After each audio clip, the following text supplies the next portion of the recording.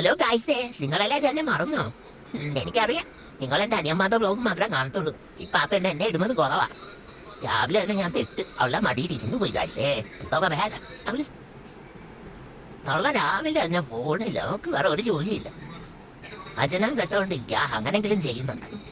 രാവിലെ എനിക്ക് തന്ന ഒരു ഗുണവ ജെല്ല് അതിപ്പോ തള്ള മൊത്തവും പറ്റിയില്ല ഗായ്സേ. എന്താ പറയാനാവല്ലേ ഞാൻ ഈ മയങ്ങിയിരിക്കുന്നത്.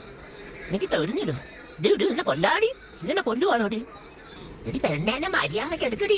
എന്നിങ്ങനെ കാണിക്കാതെ എന്റെ ഫോളോവേഴ്സ് ഒക്കെ കാണുന്നോ. എന്നെ തുണിയെങ്കിലും നീ ഉടുപ്പിക്കില്ലേ? അതൊക്കെ മൂടി വെക്കടി. വെണ്ണ അറിയാമോ കാണിച്ചുകൊണ്ടിരിപ്പിക്കില്ല. ഇതിലെടുക്കാൻ എങ്ങനെങ്കിലും രക്ഷപ്പെടണം. ഓടിക്കോ, ഇവിടെ ഇരിക്കാം.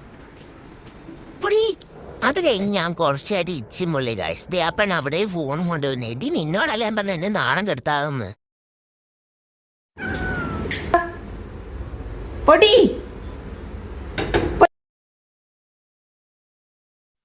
ഓ, കുറെ നേരം വയ്യാൻ പാടത്ത് പൊടിന്ന് വിളിക്കുന്ന.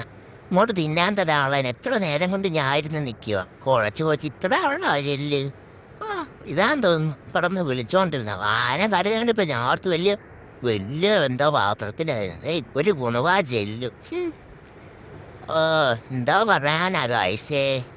ആദ്യമൊക്കെ എനിക്ക് 2-3 പാക്കറ്റ് വരുമായിരുന്നു. ഇപ്പൊ ഒന്നുമില്ല. കിട്ടിയത് വെച്ച് തിന്നാം. അതിൻ്റെ ഇടയ്ക്ക് അവിടെ ഇവിടെ വെക്കടി പറഞ്ഞ അത് നിനക്ക് തിന്നാന്ന് കിട്ടാനായിട്ട് എൻ്റെ തിന്ന ചെല്ലിൻ്റെ കുത്തു മാറാൻ വേണ്ടി ഞാൻ എൻ്റെ അനിയൻ നോഹയുടെ കഴുത്തിനങ്ങ് കയറി പിടിച്ച് ഗായ്സേ. ഇവനെ കടിക്കാൻ നല്ല രസമല്ല, പഞ്ഞിക്കെട്ട് പൂരിക്കും. പിന്നെ ഞാനവനെ നക്കിയൊക്കെ കൊടുക്കും.